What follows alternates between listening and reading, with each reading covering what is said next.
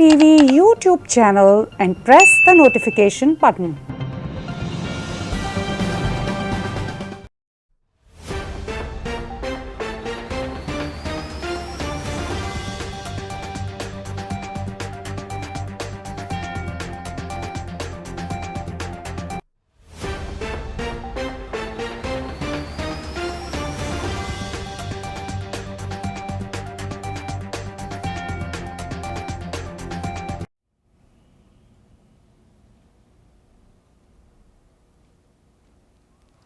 क्या भारत में फार्मर्स का जो भारत बंद का पहला मरहला था, जो पहला तजर्बा था, वो फेल हो गया, नाकाम हो गया। लोगों ने उस तरह साथ नहीं दिया जिस तरह उनकी एक्सपेक्टेशन थी। सेंटर की आलमोस्ट तमाम बड़ी अपोजिशन पार्टियों के पीछे खड़े हो जाने के बावजूद और रीजनल पार्टियों के भी पीछे खड़े हो जाने के बावजूद भारत बंद में हम सब ने देखा कि भारत बंद नहीं हो सका। इसलिए कि लोगों की वहाँ पर ये एक परसेप्शन है और रहेगी कि ये जो फार्मर प्रोटेस्ट है ये बहुत ज़्यादा पॉलिटिसाइज हो गया है। फ्रैंकली यहाँ पर मैं ये भी खुल के कहूँगा कि लोगों को अब ये भी एहसास है कि शायद इसके पीछे कुछ बैनुल-अक़वामी फोर्सेस यानी फॉरेन कंट्रीज़ की फोर्सेस हैं और कुछ ख़ास पॉलिटिकल एलिमेंट्स हैं। इसलिए वो जो फार्मर्स का कॉज था वो बदकिस्मती से फार्मर्स की अपनी जो एक तरह से एसोसिएशन बनी पॉलिटिकल पार्टी से वो काफ़ी मुतासर हुआ। यह है आज का बड़ा मुद्दा। इसके साथ साथ कोविड-19 की वैक्सीन लगना शुरू हो गई और उसके एलर्जिक रिएक्शन भी आना शुरू हुए और पूरी दुनिया की भारत पर नज़र है कि भारत वाहिद दुनिया का कंट्री है जो मैस प्रोडक्शन में वैक्सीन दुनिया को दे सकता है। ये भी आज हमारा मुद्दा होगा। पाकिस्तान की पॉलिटिकल जो सीन है उसमें क्या तब्दीलियां होने जा रही हैं या ये इसी तरह म्यूज़िकल चेयर चलती रहेगी, इस पे भी बातचीत होगी।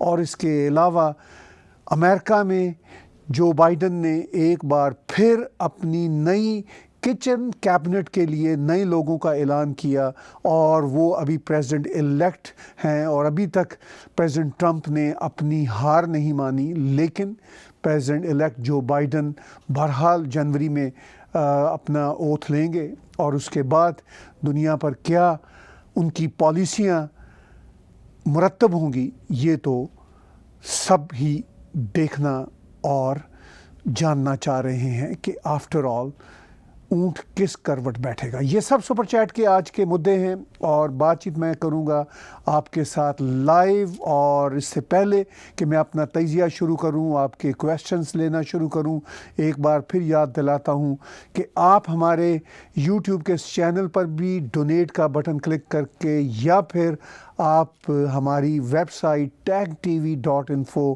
पे जाके आप वहाँ पे डोनेट का बटन क्लिक करेंगे तो आप अपने क्रेडिट कार्ड के ज़रिए जहाँ कहीं भी दुनिया में बसते हैं जो भी अफोर्ड कर सकते हैं आप हमें कंट्रीब्यूट कर सकते हैं और पेपॉल का भी वहाँ पर लिंक मौजूद है।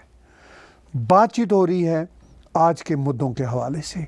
भारत बंद, कल पूरी दुनिया ने देखा कि जिस तरह टोको थी पार्टिसिपेंट्स को, प्रोटेस्टर्स को कि शायद हम पूरे भारत को बंद करा देंगे। पूरा भारत तो बहुत दूर की बात है, कोई एक शहर भी, पूरा तो क्या आधा भी बंद नहीं हो सका।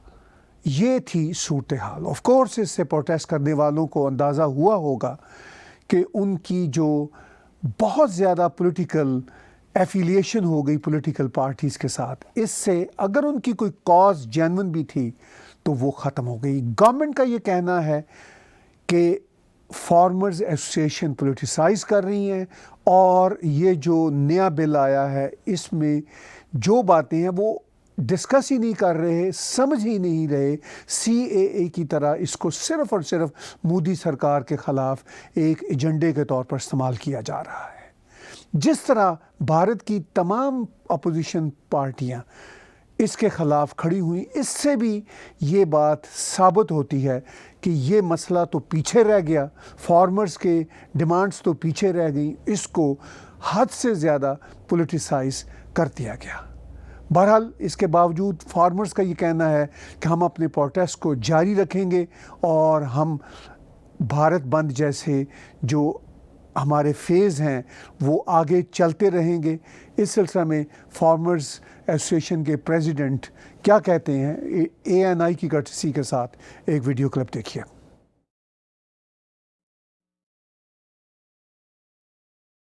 जो सरकार की ओर से प्रपोजल आई है, हम सब ने फैसला किया है, उसको देखा है, उसको हम पूरी तरह से रद्द करते हैं। अगर सरकार द्वारा कोई प्रपोजल भेजती है तो उसके बारे में विचार करेंगे। दूसरा फैसला ये हुआ है, जियो सिम, जियो के जो जितने भी प्रोडक्ट हैं पूरे देश में नेशनल लेवल पर जो मॉल्स है सभी का बाइकाट करेंगे। पूरे देश में एक दिन का जिला हेडक्वार्टर पर मोर्चा लगेगा। 14 तारीख शुक्रवार को उनको घेरेंगे और वहां मोर्चा लगेगा। सोमवार पूरे देश में लगातार रोष प्रदर्शन जारी रहेंगे। पंजाब, हरियाणा, यूपी, MP, राजस्थान और अदर स्टेट जहां पर पूरे रोष प्रदर्शन जारी रहेंगे। पूरे देश में लगातार रोष प्रदर्शन जारी रहेंगे। पंजाब, हरियाणा, यूपी, MP, राजस्थान, इसमें 14 मध्य प्रदेश 14 तारीख को धरने लगाए जाएंगे। 14 तारीख को धरने लगाए जाएंगे। जो धरने नहीं लगाएंगे वो दिल्ली को कूच करेंगे। जयपुर दिल्ली हाईवे रोकने के लिए 12 तारीख तक फैसला कर लिया गया है। 12 तारीख तक उसको रोका जाएगा। तो फार्मर्स लीडर वहाँ पे ये बात कह रहे हैं और अपना अगला एक्शन प्लान बयान कर रहे हैं। और आपने जैसा कि इस वीडियो में भी देखा, उनको आसपास से सलाहें भी मिल रही हैं, वो बहुत क्लियर भी नहीं हैं। लेकिन ये बात तय है कि अब भारत में एक ऐसा माहौल बन चुका है कि ये बात समझी जा रही है कि क्या फार्मर्स का ताल्लुक सिर्फ़ और सिर्फ पंजाब से ही है। हमने बहुत सारे वीडियो क्लिप्स कल भारत के बहुत सारे टीवी चैनल्स पे देखे जिसमें दूसरी स्टेट्स के फार्मर्स ने कहा कि हमारा इन प्रोटेस्ट के साथ कोई लेना देना नहीं, हम तो यहाँ काम कर रहे हैं, अपने खेतों में फसलें लगा रहे हैं और फसलें काट रहे हैं, क्योंकि हमने तो देश का भी पेट पालना है और अपना भी पेट पालना है। हमारे पास इस तरह के प्रोटेस्ट के लिए कोई समय नहीं है। ख़ास तौर पर उन फार्मर्स का ये कहना था कि जब ये प्रोटेस्ट इतने ज़्यादा पॉलिटिसाइज हो चुके हैं कि जिनका कोई मकसद ही नहीं, और फिर इन प्रोटेस्टर्स को शायद वो समझ नहीं आ रही कि किस तरह की सूरत हाल है। मिथ्स हैं इसके बारे में बहुत सारी, सरकार ने भी और मीडिया ने भी उन मिथ्स के बारे में बहुत सारी एक्सप्लेनेशन दी हैं और वो भी हम आपको आगे चलकर दिखाएंगे। लेकिन यहाँ पर जब कनाडा में, अमेरिका में, यूरोप में पंजाब के फार्मर्स के लिए प्रिसाइजली जिस तरह पंजाबी कम्युनिटी जब मैं कहता हूँ तो वो एक कंफ्यूज सा है, मैं ख़ुद पंजाबी कम्युनिटी हूँ। बहुत बड़ी तादाद हिंदू पंजाबियों की पूरे यूरोप, अमेरिका, कनाडा में रहती है, वो भी पंजाबी हैं, क्रिश्चियंस पंजाबी हैं। लेकिन पंजाबियों से सिर्फ़ और सिर्फ हमने एक ही ऑनरशिप ली है कि हमारे सिख बहन भाई, वो हमारे ही बहन भाई हैं और हम उनके बहन भाई हैं, मगर पंजाबी सभी पंजाबी हैं। ये जो मिथ है कि पंजाबी जो हैं सिर्फ़ और सिर्फ एक ही कम्युनिटी के हैं, ऐसा हरगिज़ नहीं है। ये बात हम सबको अंदाज़ा है। बहरहाल एक ख़ास तरह से हम अब ये खुल के कहना चाहते हैं और ये देख रहे हैं, ये एक रियलिटी बन गई है कि जो हमारे सिख बहन भाई हैं, और वो भी सारे सिख बहन भाई नहीं, मेरे पास टन्स एंड टन्स वीडियोज़ हैं, मैं शायद अगले शो में दिखाऊंगा, जिसमें दलेर सिंह मेहंदी जो पॉपुलर सिंगर हैं और आइकॉनिक सुपरस्टार हैं और बड़े बड़े नाम, वो सब कह रहे हैं कि ये क्या हो रहा है। वो सब कह रहे हैं कि मोदी जी की जो रिफॉर्म्स हैं उस पर ट्रस्ट करें, उस पर भरोसा करें। लेकिन बहरहाल एक ख़ास आइडियोलॉजी से और ख़ास तौर पर इन मुल्कों में जो खालिस्तानी पॉइंट ऑफ व्यू से एग्री करते हैं वो इसको हवा दे रहे हैं, वो इस पर बहुत ज़्यादा पैसा भी लगा रहे हैं। और मैं ये नहीं कहता कि सिर्फ खालिस्तानी आइडियोलॉजी के जो लोग हैं वो ही बात कर रहे हैं, उनके साथ दूसरे भी बहुत सारे जो पंजाबी सिख बहन भाई हैं वो भी शामिल हो रहे हैं, उनके भी अपने कंसर्न्स हैं। हम सब के कंसर्न्स, इवन खालिस्तानियों के भी कंसर्न्स को हम, ठीक है वो उनका अपना राइट है, लेकिन ये मैं बात ज़रूर कहता हूँ कि हमारा भी राइट है कि हम आपको क्रिटिसाइज़ करें। जब आप बिल्कुल ग्राउंड रियलिटीज़ की जो चीज़ें हैं उनको इतना पोलिटिसाइज करेंगे और अपने मकासद के लिए लेकर आगे जाएंगे, आप यहाँ तक ये फ़ज़ा बनाएंगे कि आपको हम पैसे भी देंगे अमेरिका, कनाडा से और यूरोप से, यानी ये पैगाम जा रहा है पंजाब में आप खालिस्तान की इंडिपेंडेंस का साथ दें, फार्मर्स को। ख़त्म हो गई फिर फार्मर्स के प्रोटेस्ट की जो असल स्पिरिट है वो ख़त्म हो गई। ये है रियलिटी। लेकिन बहरहाल अब पोलिटिसाइजेशन इतनी हो गई है कि पूरे भारत में ये इम्प्रेशन बन गया है कि ये जो प्रोटेस्ट हो रहे हैं ये ख़ास आइडियोलॉजी के लोग ही अब इसको हाईजैक कर गए हैं।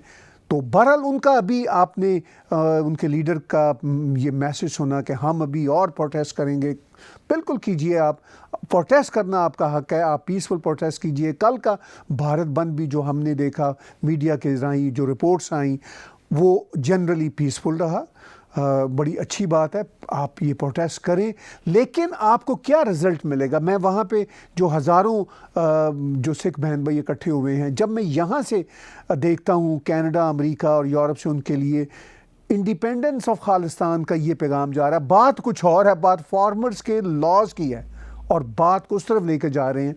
तो फिर उन बेचारों का वो जो सर्दी में वहाँ पे कोविड के ज़माने में हज़ारों लोग बैठे, उनकी स्पिरिट को ख़त्म कर दिया गया। ये एंड ऑफ द गेम वो कर रहे हैं। ये बात ना वहाँ पे समझ आ रही है ना यहाँ पे प्रोटेस्ट करने वालों को समझ आ रही है। और हत्ता के जो अपोजिशन पार्टियां हैं वो तो अपनी ही इस लगन में हैं कि हमारा कहीं से कोई दाव चल जाए, चाहे CAA का बिल हो, चाहे ये फार्मर्स प्रोटेस्ट के ख़िलाफ़ के बिल हों, और इस तरह के वो सारे के सारे लगे हुए हैं इस पॉलिटिकल सागा में।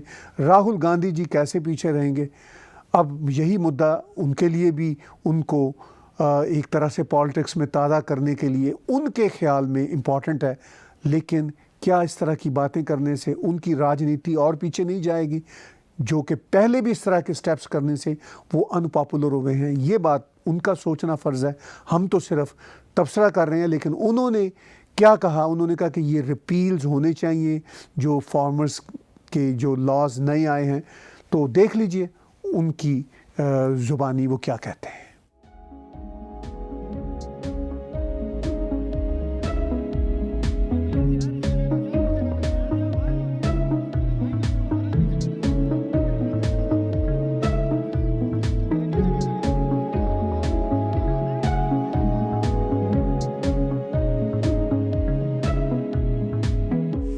We met the President and we informed him of our view regarding these bills, and we said that it is very important that these bills are taken back. A couple of points we mentioned to the President. The first was the manner in which these bills were passed, without any discussion, without a conversation with the opposition parties, and certainly without a discussion with the Kisans of this country who have built this country. So the way the bills were imposed, we see it as an insult to the Kisans of this country. The Kisan has lost faith in the government. The Kisan does not believe that the government is acting in their interest, and that is why lakhs of them are on the streets. And non-violently, compassionately on the streets, they are struggling in cold weather with complete respect.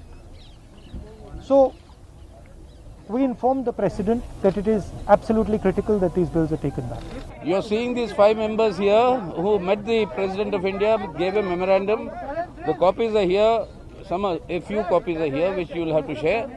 That will be given to you. Basically, we ask Basically, we are asking for the repeal of these agri laws and the Electricity Amendment Bill. And we said our point to the President was these were passed in a very anti-democratic manner, without any proper discussion.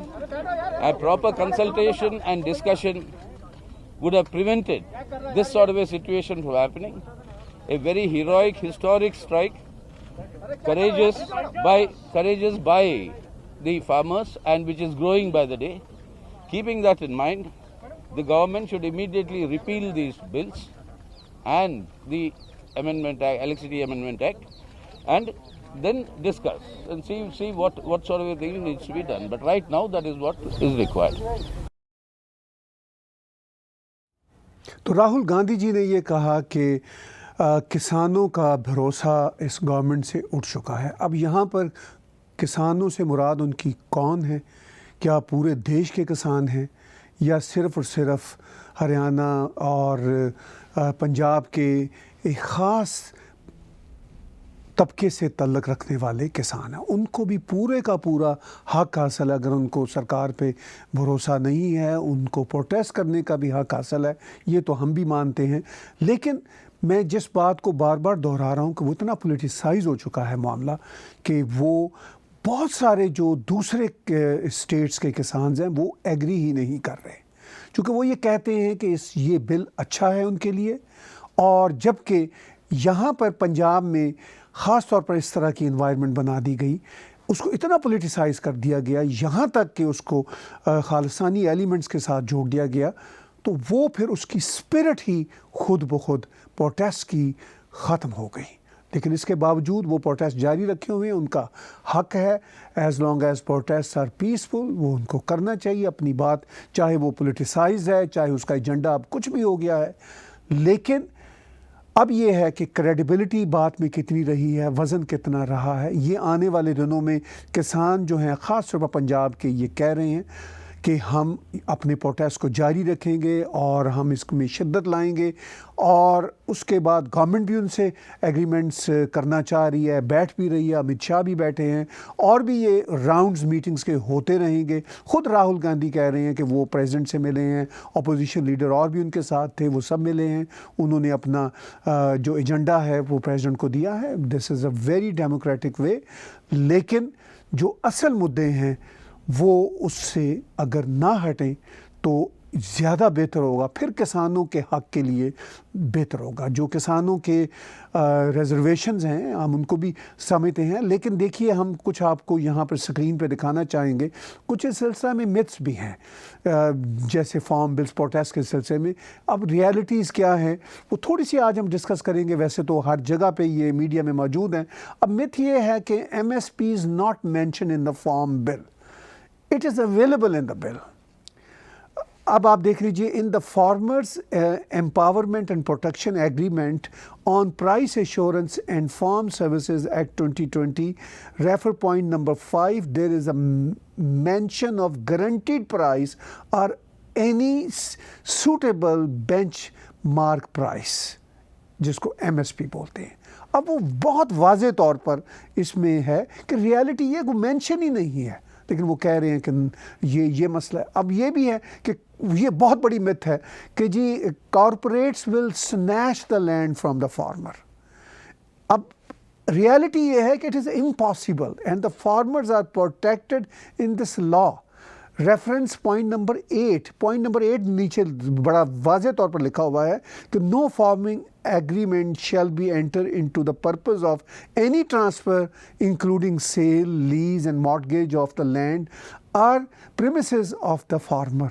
अब इससे बड़ी क्या reality होगी?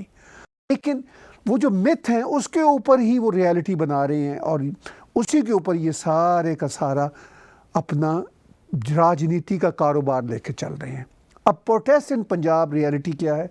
Indian food grain production for the year 1920, top 5 states, source RBI statistical data for the year 2019-20, Haryana 18 lakh tons, Rajasthan 23 lakh ton, Punjab 30 lakh tons, Madhya Pradesh 33 lakh tons Uttar Pradesh 55 lakh ton, UP number 1 है अपनी production में, और वहाँ से कोई ज़्यादा क्या, बहुत थोड़ी आवाज़ है फार्मर्स के साथ प्रोटेस्ट की। तो फिर ये पोलिटिसाइजेशन हमें बिल्कुल वाज़ेह तौर पर नज़र आती है। अगर कुछ और भी हमारे पास स्लाइड हुई तो हम आपके साथ शेयर करेंगे। जैसे ये प्रोटेस्ट इन पंजाब की जो रियलिटी है, gross value added agriculture and allied industries GVA is selling production cost. In simple terms, it is the profit margin, Indian rupees in lakh crores. Punjab 0.9, Maharashtra 1.9, AP 1.8, West Bengal 1.4, TN 1.2. तो ये है वहाँ की reality. For God sake, हम कब तक reality से अपनी आंखें चुराएंगे? और ख़ास तरह मुझे दुख ये होता है कि यहाँ पे जो अमेरिका, कनाडा, यूरोप में जो हमारा सिख बहन भाइयों का डायस्पोरा है, उनको मिसगाइडेड किया जा रहा है। जैसे कि पंजाब में मिसगाइडेड है, यहाँ पर भी मिसगाइडेड किया जा रहा है। वो जो फ्यू पॉलिटिकल हैंड्स हैं जो एक्सट्रीमिज़म की बात करते हैं, जो ऐसी बात करते हैं जो पॉसिबल ही नहीं है, लेकिन वो किसी भी इशू को जब उनके हाथ लगता है तो उसकी डुगडुगी बजाना शुरू कर देते हैं। कोई फ़ायदा नहीं है। बहरहाल ये सिचुएशन है फार्मर्स की वहाँ पे जो इस वक्त चल रही है। आज के मुद्दे में दूसरा बड़ा जो अहम मुद्दा है वो वैक्सीन का है। वैक्सीन यूरोप में मिलना शुरू हो गई। एक 91 ईयर ओल्ड लेडी को दुनिया की सबसे पहली वैक्सीन मिली। मगर आज जो ख़बरें आ रही हैं, और भी बहुत सारे लोगों को वहाँ पे फ्रंट लाइन वर्कर्स को वैक्सीन मिली, कुछ एलर्जिक रिएक्शन हुए हैं, 2-1 लोगों के हॉस्पिटलाइज होने की भी इतलात आई। अब ये वैक्सीन का जो अमल है ये ख़ुद डिटरमिन करेगा कि ये कितनी इफ़ेक्टिव है और इसके कितने रिएक्शंस हैं।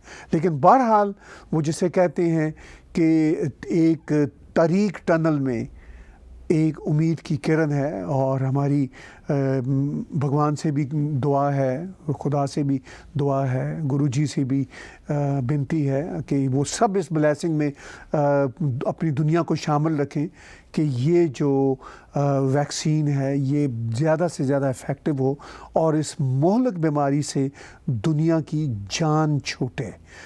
भारत पर पूरी दुनिया की नज़र है। कुछ 7.5 बिलियन के इस प्लैनेट में जो लोग हम रहते हैं, 7.5 बिलियन जो आपस में भी लड़ते ही रहते हैं एक दूसरे से, इस प्लैनेट में इन लोगों की जो वैक्सीन की फराहमी है, उस सिलसिला में दुनिया का ये ख्याल है कि भारत सबसे इम्पॉर्टेंट कंट्री है।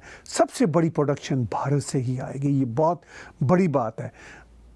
आज ही हैदराबाद में भारत बायोटेक जो बहुत बड़ी प्रोडक्शन है वैक्सीन की फैसिलिटी, वहाँ पर भारत में जो दुनिया भर के एम्बेसडर्स हैं वो कोई रफली कोई 80 कंट्रीज़ के करीब विज़िट के लिए गए, और फिर उनका ये कहना है कि भारत दुनिया का ओनली कंट्री है जो इतनी बड़ी प्रोडक्शन दे के वैक्सीन की दुनिया को इस बीमारी से बचा सकता है। देखिए एक वीडियो क्लिप ANI की कर्टसी के साथ।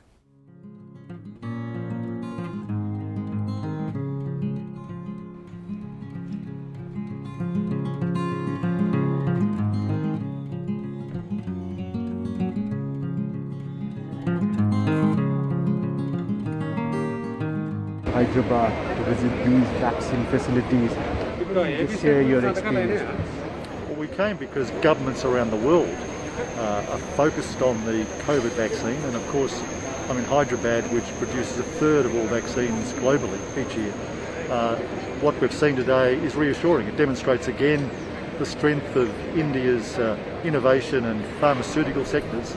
It demonstrates again India's leadership of the world, because without what we've seen today, I think many countries around the world would suffer in terms of delays and access to vaccines. So, as this pandemic is going on and it has its own peaks and bounces is going around, how do you see India's role in COVID vaccine development? All over the world there are so many players, but how do you see India's role in this now? There are many vaccines being produced in countries around the world, but there's only one country that has the manufacturing capacity to produce sufficient quantities to satisfy the demand of citizens in every country, and that's India.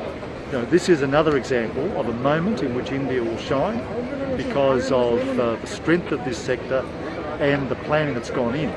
And I suppose that's not unexpected from a country that itself has suffered so many pandemics in the past. What was the takeaway from the meetings? Well, the takeaway is that it's not just about the manufacturing process, but also about logistics. And it's good to know and good to hear that the centre is talking to the states and working hard on getting those logistics right for India, but also for the rest of the world.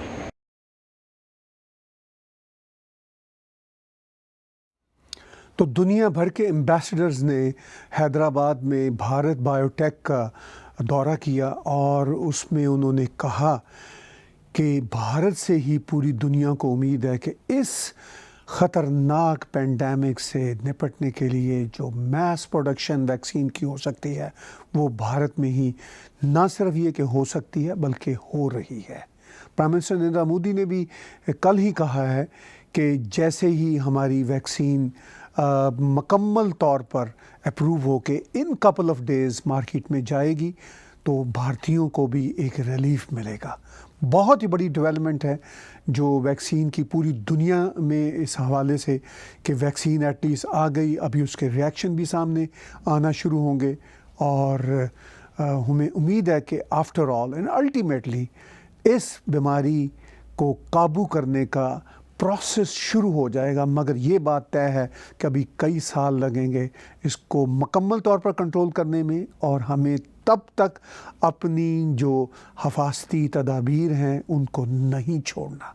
Vaccine के आ जाने की ख़बर से हमें अपने आप को लापरवाह नहीं बनाना, हमें उसी तरह चौकन्ना रहना है। इसी बीमारी को काबू करने के लिए मास्क पहने रखना है, सोशल डिस्टेंसिंग रखनी है, जब तक कि इंटरनेशनल हेल्थ बॉडीज़, मैं वर्ल्ड हेल्थ ऑर्गेनाइजेशन की बात नहीं कर रहा, वो तो ख़ुद पोलिटिसाइज होगी, कंट्रोवर्शियल होगी, जब तक भारत की हेल्थ मिनिस्ट्री, अमेरिका की हेल्थ मिनिस्ट्री, कनाडा की हेल्थ मिनिस्ट्री, यूरोपियन यूनियंस की हेल्थ मिनिस्ट्रीज़ ये सारी की सारी मुकम्मल मुतमिन नहीं होती इस कंट्रोल के सिलसिले में।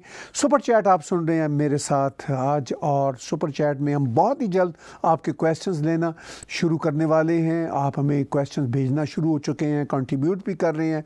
इसके साथ साथ आपको हम अब ये बता रहे हैं कई हफ्तों से कि हमने आपके लिए आपकी डोनेशन के लिए बहुत आसान रास्ता कर दिया कि आप इसी यूट्यूब के चैनल पे या हमारी वेबसाइट tagtv.info पे जाके डोनेट का आइकॉन क्लिक कीजिए, एक पेज खोलेगा, आप अपने क्रेडिट कार्ड से दुनिया में जहाँ कहीं हैं आप हमें कंट्रीब्यूट कर सकते हैं और पेपॉल के राही भी आप हमें कंट्रीब्यूट कर सकते हैं। उसी पेज में पेपॉल का लिंक भी है और पेपॉल का लिंक मैं एक बार फिर बताता हूँ, paypal.me/tagtv international। मगर आप हमारी वेबसाइट पे जाएंगे या हमारे यूट्यूब के चैनल में डोनेट के बटन में जाएंगे तो क्रेडिट कार्ड और पेपॉल दोनों के ऑप्शन आपको उस पेज पे मिल जाएंगे। आखिरी जो मुद्दा, इससे पहले कि मैं आपके क्वेश्चन लेना शुरू करूँ, वो पाकिस्तान में पॉलिटिकल चेंजेस के हवाले से है कि क्या वाकई वहाँ पे पॉलिटिकल चेंजेस होना जा रही हैं। प्राइम मिनिस्टर पाकिस्तान इमरान खान ने कल ही कहा है कि हो सकता है कि पीडीएम जो अपोजिशन का इत्तेहाद है इनके पीछे कुछ गैर मुल्की अनासर हों। अब उन्होंने उन मुल्कों के नाम नहीं लिए, अगर वो नाम लेंगे तो भारत का सबसे पहले नाम लेंगे, मगर ये एक रियलिटी है कि वो ये जानते हैं और पाकिस्तान की जो इस्टेब्लिशमेंट है और पॉलिटिकल एलीट भी जानती है कि वाकई इन चेंजेस में कोई ना कोई अगर वो आती हैं तो कोई गैर मुल्की जो बड़ी पावर्स हैं उनके स्टेक के हुए बगैर पॉसिबल नहीं। चाइनीज़ भी हैं वो और गल्फ़ स्टेट्स भी हैं और अमेरिकन और यूरोपियन यूनियन का भी ये तमन्ना हो सकती है कि पाकिस्तान की ये गवर्नमेंट अब फेल हो चुकी है तो एक नया सेटअप आए। बहरहाल ये वहाँ पे सूरत हाल है। इस पे आपके क्या क्वेश्चंस बनते हैं वो भी मैं क्वेश्चंस लूँगा। हम आपके क्वेश्चंस लेना शुरू करते हैं और बातचीत को आगे लेकर चलते हैं। सुंदर जी ने एक क्वेश्चन भेजा कि अगर सरकार इस बिल को वापस ले भी ले तो ये लोग सीए के अगेंस्ट में लोगों को दोबारा शाहीन बाग में बिठा देंगे, प्लीज़ रिप्लाई। देखिए वो तो बहाना चाहिए, ये तो ऐसा ही करेंगे, इसमें कोई शक वाली बात नहीं कि ये बिल अव्वल तो सरकार पूरा का पूरा वापस नहीं लेगी, चूँकि प्राइम मिनिस्टर नरेंद्र मोदी ने कह दिया है कि हम फार्मर्स की जो सिचुएशन है उसको तो 21वीं सदी में लेके आना चाह रहे हैं। ये तो इस बिल को तो बहुत पहले चेंज हो जाना चाहिए था। वो तो इस गवर्नमेंट में इतनी करेज है कि वो इस तरह के एक्शन ले रहे हैं। तो वो ये कहते हैं कि हम मिल के बैठ के किसानों के साथ ये बात किसी नेगोशिएशन पे पहुंचना चाहते हैं कि जिससे इनकी जो मिथ्स हैं, जो मैंने पीछे जिक्र किया, वो मिथ्स इनकी ख़त्म हो जाए। जो जिन बातों का जिक्र ही नहीं है वो उनको मुद्दा क्यों लेकर आए हुए। जैसे सीए में ये हुआ था कि जिन बातों का जिक्र ही नहीं था, वो सीए में ये मुद्दा बना जी मुसलमानों को सिटीज़नशिप नहीं देनी। भाई सीए में मुसलमान तो वो बात हो रही थी बांग्लादेश, पाकिस्तान, अफ़गानिस्तान की। अब वो उनको सबको सिटीज़नशिप देनी है तो उनके बॉर्डर पर ख़त्म कर दें, उनको अपने ही अंदर ले आए। और वो इस पे ही पूरी दुनिया में शोर मचा, इस पे ही यहाँ पे हंगामे हुए। मुझे याद है टोरंटो में, अमेरिका में, यूरोप में कितने बड़े बड़े हंगामे नहीं हुए। अब आपका ये क्वेश्चन कि वो क्या फिर अगर ये बिल सेटल भी हो जाए, अगर गवर्नमेंट और फार्मर्स के बीच में तय भी हो जाए, अभी ये कोविड धीरे धीरे कंट्रोल हो रहा है, तो फिर ये शाहीन बाग के लिए वापस आ जाएंगे। तो उनका यही कहना है कि हम वापस आ जाएंगे, इसलिए कि ये कारोबार है, ये टोटल कारोबार है। पॉलिटिक्स इतनी वहाँ पे भारत में प्राइम मिनिस्टर नरेंद्र मोदी की जब से दूसरी सरकार बनी है, वहाँ पे इतनी डिसअपॉइंटिंग इनके लिए, अपोजिशन के लिए होगी, इनको कोई रास्ता ही नज़र नहीं आता। इनको साफ लग रहा है कि अगर प्राइम मिनिस्टर नरेंद्र मोदी इसी तरह और बीजेपी का इत्तेहाद इसी तरह आगे चलता रहा तो ये तो कभी भी सरकार में शायद आइंदा 10-15 सालों में ना आ सकें, जो सिचुएशन है। तो फिर यही हथकंडे इनके हैं। अब प्राइम मिनिस्टर नरेंद्र मोदी हो, बीजेपी हो और उनका अलायंस हो जो उनकी दूसरी पार्टियों के साथ है, वो उन्होंने देख लिया कि इनके सब ये ओछे हथकंडों के बावजूद कोई दुनिया का कंट्री कन्विंस नहीं है। इनफैक्ट वो 2-4 ऐसे जैसे इक्का दुक्का स्टेटमेंट्स आ जाएंगे। अभी जैसे कनाडा के प्राइम मिनिस्टर की स्टेटमेंट आई या कनाडा का अपोजिशन लीडर की स्टेटमेंट आई, बिल्कुल इल इन्फॉर्म्ड स्टेटमेंट थी ये फार्मर्स पे, और अहमकाना ये स्टेटमेंट्स थी। उस पर भारत को क्या असर पड़ा? अब भारत वो कंट्री नहीं है जो कभी हुआ करता था कि वो इन बातों को सुन के अपने आप को एकदम से डर के बदल लेता था। भारत ने बल्कि उल्टा कनाडा को कहा कि हम आपके साथ बहुत सारी ट्रेड डील में बात ही नहीं करते, क्योंकि इससे कनाडा का, हमारे अपने देश का नुकसान हुआ कि हमारे लीडर्स ने नासमझी में स्टूपिड बातें की जिनका कोई तुक ही नहीं बनता। तो उससे क्या हुआ कि भारत तो कह रहा है कि ठीक है फिर आपसे हम बात क्या करें। तो ये है सिचुएशन। तो हम यहाँ पे ही अपने, मैं कैनेडियन होने के नाते जो मेरे कैनेडियन बहन भाई ये प्रोटेस्ट कर रहे हैं वो भी कैनेडियन है। वो जब ये करते हैं तो मैं उनसे पूछना चाहता हूँ आपको क्या हासिल है? क्या भारत में ये बात आपके फार्मर्स को इसका फ़ायदा होगा? बिल्कुल कोई फ़ायदा नहीं होगा, बल्कि वो और अलग थलग हो गए पूरे कंट्री की जो फार्मर एसोसिएशन के साथ। उन्होंने कहा अच्छा आपने तो इसको खालिस्तानी बना दिया, ये फार्मर का तो मसला ही नहीं रहा। तो ये है अफसोस की बात। और वो बेचारे जो पंजाबी फार्मर्स वहाँ पे प्रोटेस्ट कर रहे हैं, मुझे उन पर तरस आता है। वो अपनी कॉज के लिए अगर वो ठीक भी समझते हैं कुछ चीज़ें मिसअंडरस्टैंड कर रहे हैं, लेकिन अपनी कॉज के लिए सिंसियर है, मगर वो इनके हाथों टूल बन रहे हैं, इनके हाथों हाईजैक हो रहे हैं। तो अब ये सीए का फिर धंधा ये शुरू करने की बात तो करते हैं, बहुत बुरी तरह फेल हुआ। तो फिर ये कर लेंगे, वो उठेंगे तो एक टेंशन ही क्रिएट करेंगे ना उस कंट्री में। तो क्या इसका फ़ायदा? कोई फ़ायदा नहीं होगा।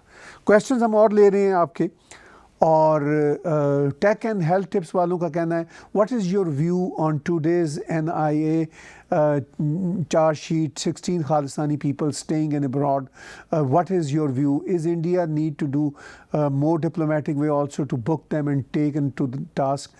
देखिए बात यह है कि भारत ने इस सिलसिला में बल्कि कुछ महीने पहले प्राइम मिनिस्टर नरेंद्र मोदी ने जो लिस्ट थी, बहुत सारे ऐसे जो उनके ख्याल में, जो पुरानी सरकारों के ख्याल में, कांग्रेस की सरकारों के ख्याल में ऐसे लोग थे जो बहुत एक्सट्रीम खालिस्तानी व्यूज़ के थे, जिनका एंट्री बैन थी, उनको मेरा ख्याल है कि आलमोस्ट फ्यू एक्सेप्शंस के उन्होंने सब को क्लियरेंस दे दी थी। प्राइम मिनिस्टर नरेंद्र मोदी तो सिखिज़म के लिए, अपने पंजाबी सिख बहन भाइयों के लिए इतने सिंपथाइज़र हैं और इतने ज़्यादा बाहें खोल के उनको अपने गले से लगाते हैं, और उनकी इतनी रेवरेंस है बाबा गुरु नानक जी दी ग्रेट के लिए और सिख धर्म के लिए, प्राइम मिनिस्टर नरेंद्र मोदी हों, इवन आरएसएस, उनकी इतनी रेवरेंस है बीजेपी की और लीडर्स की। इसके बावजूद उनके ख़िलाफ़ प्रोपेगेंडा होता है। मुझे कहा जाता है कि हम प्राइम मिनिस्टर नरेंद्र मोदी के एक तरह से स्पोक्स पर्सन बने हुए। अब यहाँ पे बैठ के जो हमें सच नज़र आ रहा है हम वो बोल रहे हैं, रियलिटीज़ आपके सामने है। प्राइम मिनिस्टर नरेंद्र मोदी जिस दिन ब्लंडर करेंगे, जिस दिन बीजेपी को ब्लंडर करेंगे, अगर सीएए में ब्लंडर किया होता तो हम उनके ख़िलाफ़ बोलते, नहीं था ब्लंडर, तो we have to be truthful. अब ये प्रोटेस्टर्स का जो उनका जो क्लेम है, हम उनसे एग्री नहीं करते। हाँ, उनके प्रोटेस्ट करने के राइट से एग्री करते हैं, पीसफुल वो राइट है उनका, अगर वो पीसफुल एज लॉन्ग एज है। इसी तरह फार्मर बिल जो है वो बहुत क्लियर है, वो ये बता रहा है कि इससे फ़ायदा होगा, और भारत के जो मेजॉरिटी फार्मर्स हैं वो इसको मान रहे हैं। लेकिन बहरहाल जो नहीं मानते उनका भी राइट है ना माने, लेकिन वो अगर टूल बनेंगे एक्सट्रीमिस्ट आइडियोलॉजीज़ के हाथों जिनका कोई फ़ायदा नहीं है, उससे नुकसान भारत को बहुत कम होगा, उनको खुद ज़्यादा होगा। ये है इसका इशू। और क्वेश्चन हम ले रहे हैं। इनविजिबल हमारे रेगुलर कंट्रीब्यूटर हैं। Do you think opposition parties learn their lesson from failed Bharat bandh? Do you think Justin Trudeau statement against India will affect Canada's involvement in Quad? Important question है दोनों।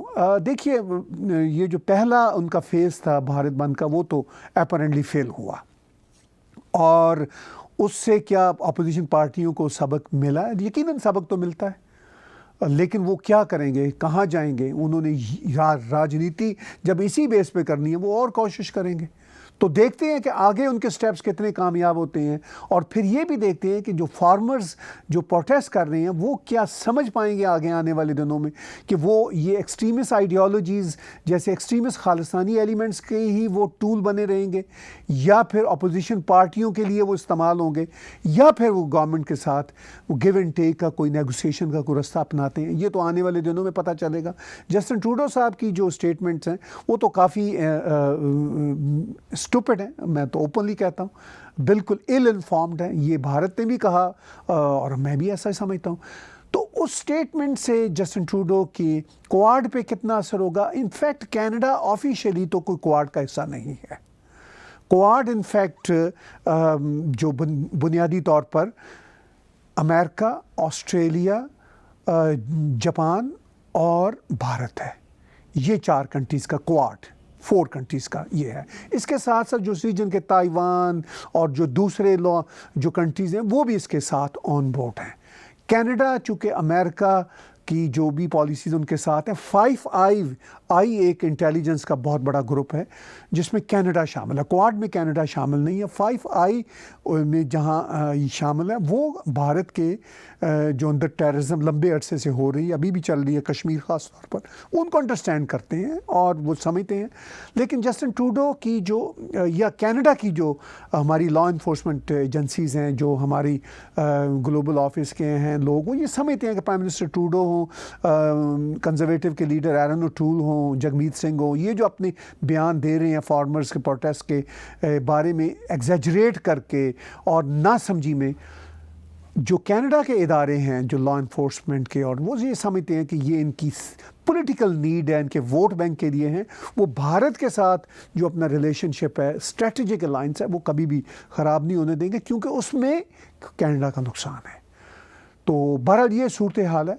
भारत एक बड़ा प्लेयर है। अगर कनाडा के इदारे, कनाडा के पॉलिटिशियंस की इमा पर अपना पॉइंट ऑफ व्यू चेंज भी करते हैं तो भारत को कोई फ़र्क नहीं पड़ेगा, कनाडा को पड़ेगा। और एक कैनेडियन होने के नाते मुझे ये एहसास है, मैं बार बार अपनी कैनेडियन सरकार से ये अर्ज करता हूँ कि आप अपने भले के लिए ही सोचें, सिर्फ वोट बैंक के लिए ना सोचें। आखिर में हम 2-3 क्वेश्चंस और लेते हैं हमारे इस सुपर चैट में। आपको फिर एक बार याद दिलाऊं कि हमारे यूट्यूब के चैनल और या हमारी वेबसाइट tagtv.info पे जाके डोनेट के बटन को क्लिक करेंगे तो आपको पेपॉल के ज़रिए भी आप हमें कंट्रीब्यूट कर सकते हैं, और इसके साथ साथ आप हमें क्रेडिट कार्ड के ज़रिए दुनिया में कहीं हो, व्हाटएवर यू अफोर्ड, आप हमें कंट्रीब्यूट कर सकते हैं। क्वेश्चन ले रहे हैं क्वेश्चन हमारे सामने है रणवीर कुमार जी का, 4 to 5 crore per year employment generation के लिए क्या करना चाहिए इंडिया को? बहुत इंपॉर्टेंट क्वेश्चन है ये। भारत में जो बैठे हुए हैं पॉलिसी मेकर्स वो मेरे से बेहतर समझते हैं। मैं ये समझता हूँ कि कोविड ने दुनिया की इकॉनमी को बुरी तरह हिट किया है। भारत को उतना बुरी तरह हिट नहीं किया जितना और देशों को किया है। भारत में जो अब जो नंबर्स आ रहे हैं 2021 के लिए, जो प्रोजेक्शंस आ रही हैं, उसके मुताबिक तो भारत में बूमिंग होगी इकॉनमी की, और उसमें ये फार्मास्यूटिकल भी आगे बढ़ेगा, और इसके साथ साथ वहाँ पे ये फार्मर इंडस्ट्री भी आगे जाएगी और इसको मॉडर्नाइज, जिस तरह prime minister Narendra Modi BJP की सरकार कर रही है, लगता है कि वो भी एक अच्छा पहलू होगा। तो इससे दुनिया का भी भारत के साथ जो पिछले कुछ बरसों से ट्रेड एग्रीमेंट्स हो रहे हैं और इन्वेस्टमेंट एग्रीमेंट्स हो रहे हैं, वो भी अब 2021 में उनके रिजल्ट्स कुछ आना शुरू होंगे। अभी तो वो हो रहे थे कई सालों से, उनके कुछ रिजल्ट्स आना शुरू होंगे। तो उस इन सब से ऑफ कोर्स लाखों करोड़ों जॉब्स तो वहाँ पे बनेगी। एक चीज़ जिस पे मैं ज़ोर देना चाहता हूँ, जो मैं यहाँ पे बैठ के कह सकता हूँ, जैसे ही कोविड कंट्रोल होता है तो भारत को 2 चीज़ों पे जो मैं सोचता हूँ काम करना होगा। एक तो टूरिज़्म की इंडस्ट्री के लिए बहुत बड़े तरीके से काम करना होगा, और भारत के ख़िलाफ़ जो प्रोपेगेंडा है ख़ासतौर पर बीजेपी की सरकार के ख़िलाफ़, उस प्रोपेगेंडे को उन्हें नलीफाई करना होगा, उसको काउंटर करना होगा, ताकि वहाँ 2 बड़े काम हो, टूरिज़्म हो और वहाँ पर इंडस्ट्री और लगे। तो 4 से 5 करोड़ जॉब्स तो फिर बहुत कम होंगी, इससे ज़्यादा मिलेंगी। एक तो कोविड के कंट्रोल होने के बाद सर्कमस्टांसेस भारत के फेवर में नज़र आते हैं, और कुछ भारत को अपनी टूरिज़्म और इंडस्ट्री और बिज़नेस को जो उनके लीनिएट करना होगा लॉस को, ये मैं ज़रूर समझता हूँ, और उससे बहुत ज़्यादा जॉब्स वहाँ पे खुलेगी। आखिरी कुछ क्वेश्चंस ले रहे हैं। आर्यन जैन का क्वेश्चन है, कनाडा में सिख क्यों रेडिकलाइज हो रहे हैं इतने ज़्यादा? New generation Sikhs are highly radicalize in Canada as seen in social media. जी देखिए भैया, सोशल मीडिया पे जो सीन है वो उसमें तो आपको कोई 100-200 कोई ऐसे रेडिकल लोग नज़र आएंगे जिनके मन में ये बात बैठा दी गई है यंग बच्चों के कि भारत दुश्मन है ये वो। लेकिन मैं बहुत ज़्यादा सिख बहन भाई, मेरे अपने बहन भाई हैं, मैं सैकड़ों और हज़ारों से मेरा ताल्लुक़ रहता है। वो तो बिल्कुल उस तरह का सोशल मीडिया का प्रोपेगेंडा ना बाय करते हैं। कनाडा से कोई भी फ़्लाइट जाएगी भारत में, मैं भी जब कनाडा जाता हूँ, चाहे वो एयर इंडिया की फ़्लाइट हो, चाहे वो एयर कनाडा की फ़्लाइट हो, चाहे वो आप किसी भी एयरलाइन की फ़्लाइट ले लीजिए, तो भारत जो जा रहा है, भारतीय कनाडा से विज़िट करता है, उसमें मोर देन 50% तो हमारे अपने सिख बहन भाई हैं जो भारत की जिंद जान है। तो वो भारत ही हैं और वो ख़ुद को भारतीय ही समझते हैं। लेकिन ये जो कोई 0.1-2% कोई है एलिमेंट्स जिनकी दुकानदारी है, कारोबार है, और वो इस पे करते हैं, उनको आप देखिए, अगर को 50-100 भी इस तरह के सोशल मीडिया पे लोग मिल जाएं जो रेडिकल बातें करने वाले हैं, तो आपको और हमें यही दिखेगा कि ये बहुत रेडिकल माहौल है। लेकिन in fact on ground reality majority of the Sikh brothers and sisters they are भारतीय, दे कंसिडर देमसेल्फ भारतीय, उनको फ़ख्र है अपने भारतीय होने पे। तो ये है सूरत हाल। तो मुझे तो इस सिलसिले में कोई चिंता नज़र नहीं आती।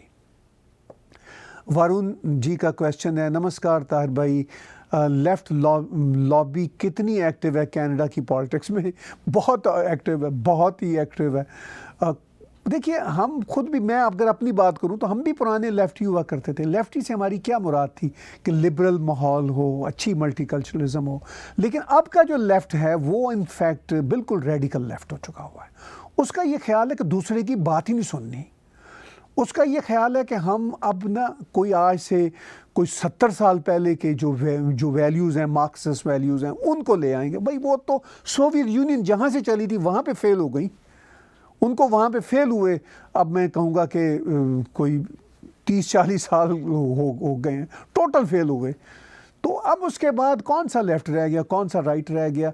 अगर इन लोगों को ये जो अपने आप को लेफ़्ट, फैशनी लेफ़्ट है, इनका ये ख्याल है बड़ा कूल है लेफ़्ट होना।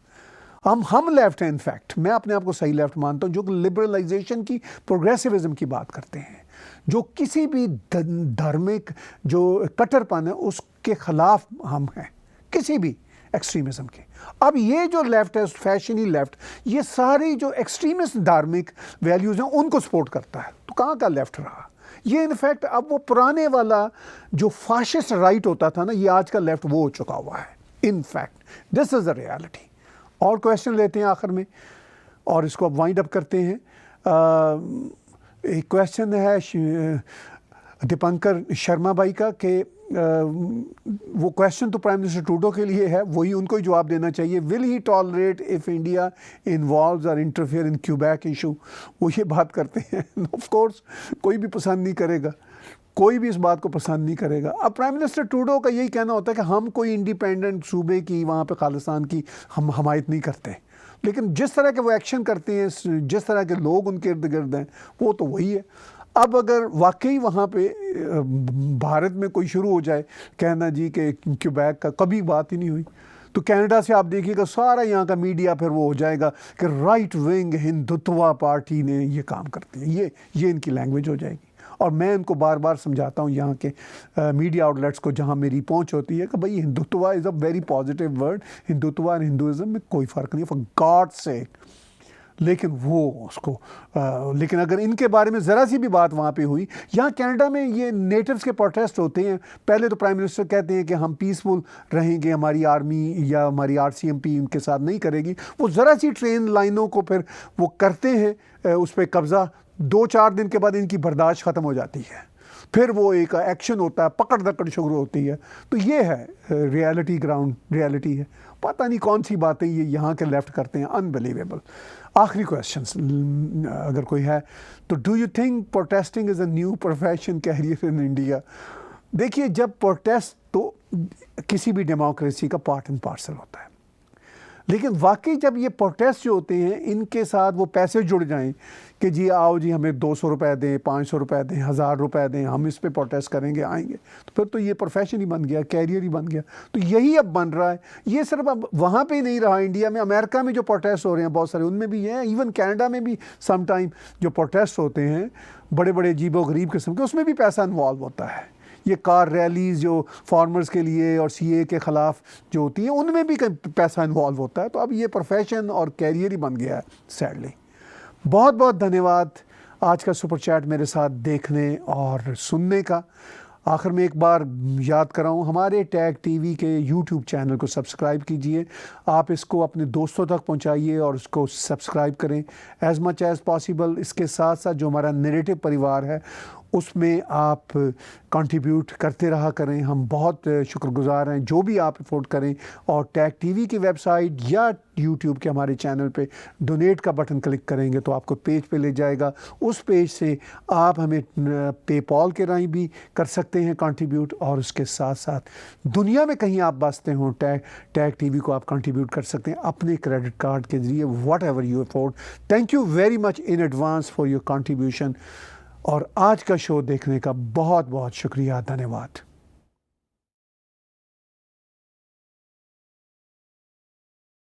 Subscribe Tag TV YouTube channel and press the notification button.